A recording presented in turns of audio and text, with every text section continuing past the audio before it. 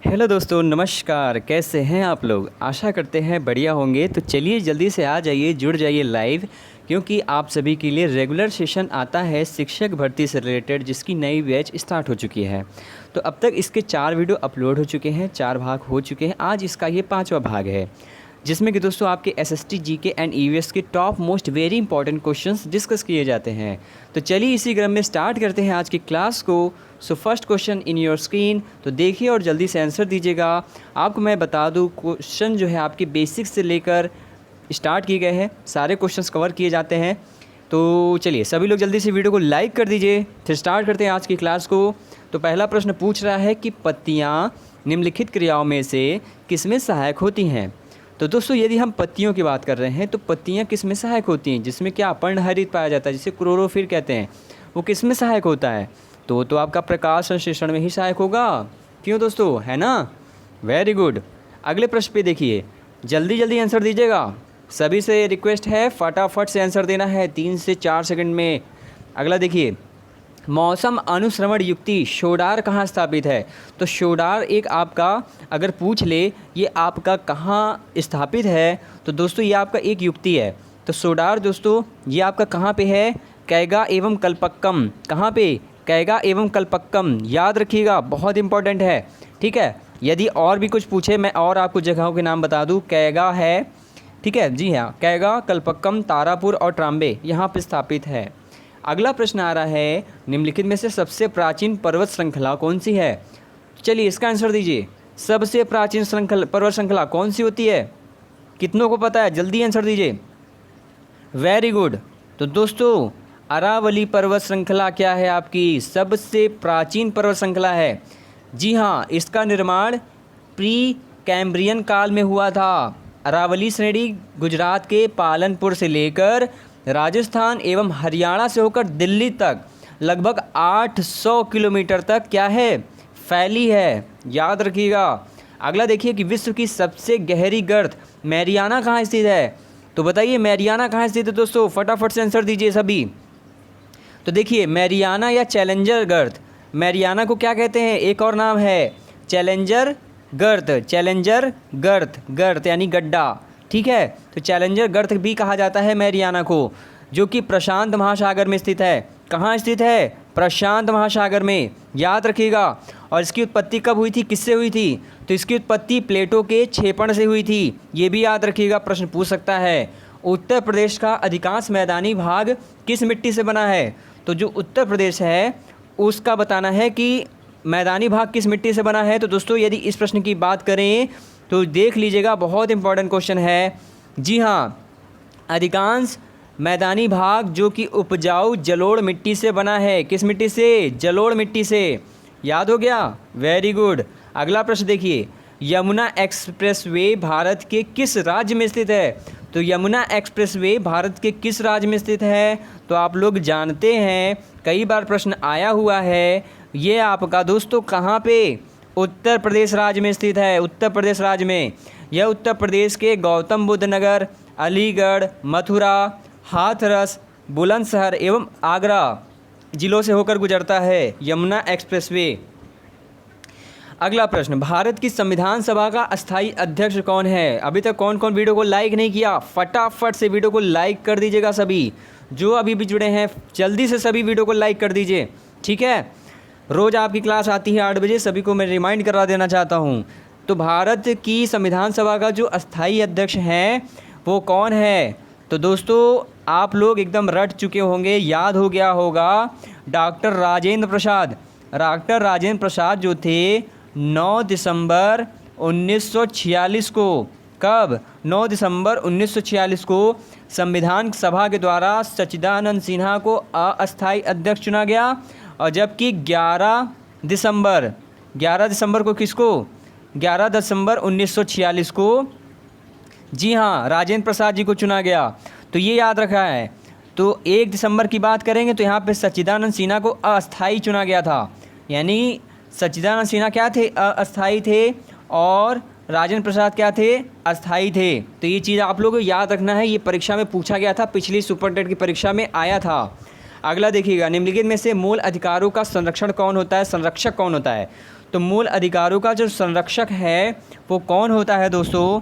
आप लोग जानते हैं, इनका नाम है न्यायपालिका। न्यायपालिका को क्या किया जाता है? मूल अधिकारों का संरक्षक माना जाता है।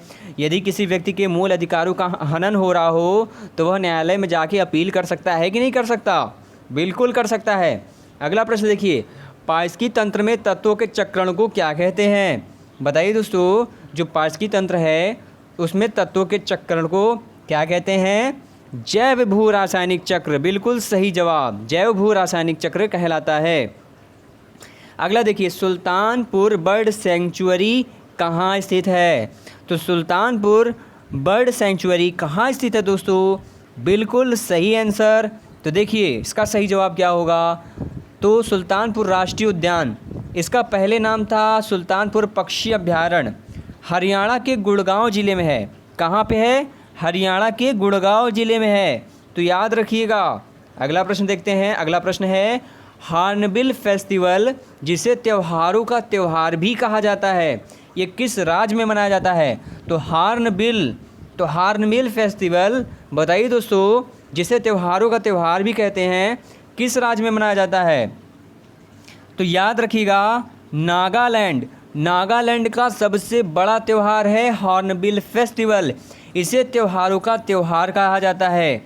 और ये त्यौहार कब मनाया जाता है? प्रत्येक दिसंबर माह के पहले सप्ताह में। प्रत्येक दिसंबर के पहले सप्ताह में यह त्यौहार मनाया जाता है। ठीक है, और क्यों मनाया जाता है? कोई रीज़न तो होगा। तो इस त्यौहार का नाम हॉर्नबिल पक्षी के नाम पर रखा गया। क्या नाम था? ये हॉर्नबिल एक पक्षी है, इसी के नाम पर इस त्यौहार का नाम रखा गया। तो इतने सारे डाउट्स क्लियर हो गए होंगे इस प्रश्न से, है ना? तो इसी बात पे वीडियो को लाइक तो कर दो, जो अभी तक लाइक का बटन नहीं प्रेस किए हैं।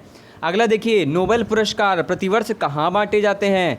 तो नोबेल पुरस्कार प्रतिवर्ष कहाँ बांटे जाते हैं? तो दोस्तों, जो नोबेल पुरस्कार है इसका वितरण प्रतिवर्ष स्टॉकहोम में किया जाता है। स्टॉकहोम, जी हाँ, स्टॉकहोम में अगर मैं बात करूँ, नोबेल का शांति पुरस्कार ओस्लो यानी नॉर्वे में, तथा नोबेल की अन्य श्रेणियों के सभी पुरस्कार स्टॉकहोम यानी स्वीडन में प्रदान किए जाते हैं। डाउट क्लियर हुआ कि नहीं? नहीं हुआ? सुन लीजिए फिर से, जिनको सुनने में समस्या या सुन लोग नहीं सुन पाए सही से, तो याद कर लो। बहुत महत्वपूर्ण प्रश्न है ये। अगर पूछ ले कि नोबेल का शांति पुरस्कार कहाँ दिया जाता है, तो ओस्लो यानी नॉर्वे में, और नोबेल की अन्य श्रेणियों के पुरस्कार कहाँ दिए जाते हैं? स्टॉकहोम, जो कि स्वीडन में है। तो याद रखिएगा। अगला प्रश्न देखिए, अंतरिक्ष में जाने वाली पहली भारतीय अमेरिकी महिला कौन थी? पहली भारतीय अमेरिकी महिला, ऐसे प्रश्न पूछेगा तो आप क्या बताओगे? बताइए। हाँ, कल्पना चावला जो थी, प्रथम भारतीय अमेरिकी महिला थी जिन्होंने अंतरिक्ष की यात्रा की थी, और जो 1 फरवरी 2003 को अंतरिक्ष अभियान के दौरान अपने 6 साथियों के साथ दुखद घटना में इनकी मृत्यु हो गई थी। दोस्तों याद होगा ना, कब मृत्यु हुई थी? 1 फरवरी 2003 में।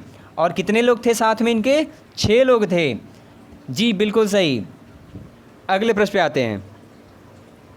राज्यसभा के लिए मनोनीत भारतीय चलचित्र की पहली महिला कौन थी? तो राज्यसभा के लिए मनोनीत भारतीय चलचित्र की पहली महिला कौन थी दोस्तों? बिल्कुल सही जवाब। इनका नाम दोस्तों क्या था? बताइए। नरगिस दत्त। कौन थी? जी हाँ, सुनील दत्त जी की पत्नी। सुनील दत्त कौन थे?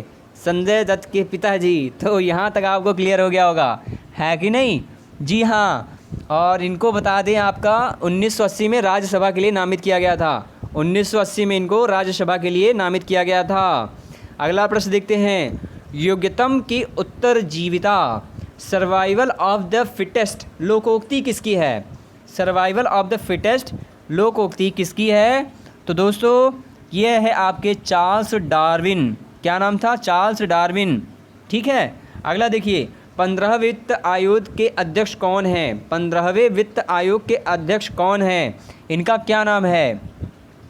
तो 15वें वित्त आयोग की बात करें तो इनका नाम था डॉक्टर NK सिंह। 14वें वित्त आयोग की बात करें, उनका नाम था डॉक्टर YV रेड्डी था इनका पूरा नाम। ठीक है, चलिए अगले प्रश्न पे आते हैं।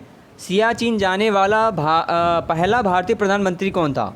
सियाचिन जाने वाला पहला भारतीय प्रधानमंत्री, उनका नाम क्या था? तो दोस्तों मैं आपको बता दूं, नाम था इनका डॉक्टर मनमोहन सिंह, जो कि 12 जून 2005 में 12 जून 2005 में कहाँ गए थे? सियाचिन। जी हाँ, और इन्हें वहाँ जाने का गौरव प्राप्त हुआ था। चलिए अगले प्रश्न पे आते हैं। अगला प्रश्न क्या कह रहा है? अगला प्रश्न है, शताब्दी एक्सप्रेस गाड़ी का नाम किसकी शतवार्षिकी को संबोधित करता है? तो शताब्दी एक्सप्रेस गाड़ी का नाम किसकी शतवार्षिकी को संबोधित करता है? तो इस प्रश्न का जो सही आंसर होगा, पंडित जवाहरलाल नेहरू। पंडित जवाहरलाल नेहरू जी की शतवार्षिकी को संबोधित करता है, 1988, याद होगा। चलिए अगले प्रश्न पे आते हैं। सलीम अली। सलीम अली कौन था? जल्दी आंसर दीजिए। सलीम अली, तो देखिए सलीम अली का पहले तो पूरा नाम जान लीजिए। इसका पूरा नाम ये था, सलीम मोइजुद्दीन अब्दुल अली। एक भारतीय पक्षी वैज्ञानिक था और प्रकृतिवादी था। उन्हें भारतीय के बर्डमैन के रूप में जाना जाता था। अगर पूछे भारत का बर्डमैन के रूप में किसे जाना जाता है, सलीम अली को याद रखिएगा। सलीम अली पक्षी विहार नाम तो सुना ही होगा। वे ऐसे प्रथम व्यक्ति थे जिन्होंने भारत में व्यवस्थित रूप से पक्षी सर्वेक्षण किया था, इसलिए याद रखिएगा। ठीक है, पक्षी वैज्ञानिक थे। पक्षी राजा, पक्षी राजा रोबोट 2.0। चलिए जिन लोगों ने देखा होगा याद आ गया होगा। अगला देखिए, निम्नलिखित में से वह व्यक्ति कौन है जिसने भारत पाकिस्तान का विभाजन करने वाली रेखा सीमांकित की थी? बताइए इस प्रश्न का सही जवाब। हाँ, तो सर सिरिल रेडक्लिफ। क्या नाम था? Sir Cyril Radcliffe. जी हाँ, इन्होंने भारत पाकिस्तान के विभाजन की रेखा का सीमांकन किया था। अगले प्रश्न पे आते हैं। अगला प्रश्न कह रहा है, भारतीय राष्ट्रीय गान का अंग्रेजी अनुवाद किसने किया? तो जो भारतीय राष्ट्रगान है उसका अंग्रेजी में अनुवाद किसने किया, यानी नेशनल एंथम को इंग्लिश में किसने ट्रांसलेशन किया? तो रविन्द्रनाथ टैगोर को, जो रविन्द्रनाथ टैगोर की बांग्ला भाषा में लिखित पुस्तक गीतांजलि से उद्गीत है। क्या आपका नेशनल एंथम है ना? जी हाँ, इसका अनुवाद टैगोर ने स्वयं मॉर्निंग सॉन्ग ऑफ इंडिया, क्या नाम था? मॉर्निंग सॉन्ग ऑफ इंडिया के नाम से किया। राष्ट्रगान को संविधान सभा के, जो संविधान सभा में अगर बात करें तो 24 जनवरी 1950 को अंगीकृत किया गया था। तो इतनी सारी बातों को याद रखिएगा। ठीक है, जी हाँ, तो बिल्कुल यहाँ पे सबने आंसर दिया, रविन्द्रनाथ टैगोर, इन्होंने ही स्वयं किया था। अगला प्रश्न देखिए, मालगुडी डेज पुस्तक के लेखक कौन थे? तो मालगुडी डेज पुस्तक के लेखक का क्या नाम था? तो इनका नाम था दोस्तों डॉक्टर, क्या नाम था? R.K. नारायण, R.K. नारायणन, यानी पहला ऑप्शन होगा सही जवाब। कथक किस क्षेत्र का शास्त्रीय नृत्य है? बताइए दोस्तों, कथक किस क्षेत्र का शास्त्रीय नृत्य है? तो कथक जो है उत्तर भारत का क्या है? जी, बहुत बढ़िया, शास्त्रीय नृत्य। कथक जो है आपका उत्तर भारत, जी बिल्कुल, उत्तर भारत का एक शास्त्रीय नृत्य है। कथकली जो है केरल का है। कथकली कहाँ का है? केरल। कुचिपुड़ी आंध्र प्रदेश है। भरतनाट्यम कहाँ का है? बताइए, भरतनाट्यम आपको कमेंट में बताना है। देखते हैं कितने लोग सही आंसर दिए हैं। भरतनाट्यम का बताइए जल्दी से, क्या होगा? भरतनाट्यम कहाँ का है शास्त्रीय नृत्य? जल्दी कमेंट कीजिए। बहुत बढ़िया, तमिलनाडु। तमिलनाडु वाले बिल्कुल सही आंसर दिए हैं जिन लोगों ने तमिलनाडु दिया। तो आज की क्लास कैसी लगी है? सभी वीडियो को लाइक करके फीडबैक दीजिएगा। जल्दी से सभी लोग वीडियो को लाइक करके बताइए वीडियो कैसा लगा है। जल्दी से फटाफट से। रोज़ आपकी क्लास 8 बजे चलती है। PDF और डेली की अपडेट के लिए जो लोग अभी तक हमारा टेलीग्राम ज्वाइन नहीं किए हैं वो बहुत पछताएंगे, क्योंकि हो सकता है उनको नोटिफिकेशन देर में मिले। तो डिस्क्रिप्शन बॉक्स में टेलीग्राम की लिंक दी है, तुरंत जाओ उसको आपको क्या करना है? ज्वाइन कर लेना है। ठीक है, तो सभी PDF और डेली की अपडेट के लिए टेलीग्राम ज़रूर ज्वाइन कर लो। ढेर सारे मटेरियल्स वहाँ मिलते हैं आपको। तो बस आज की इस क्लास में इतना ही। आशा कर रहे हैं वीडियो आपको ज़रूर पसंद आया होगा। मिलते हैं आपसे अगले वीडियो में, तब तक के लिए सभी को नमस्कार, धन्यवाद, जय हिंद। सभी अपना ख्याल रखें, धन्यवाद।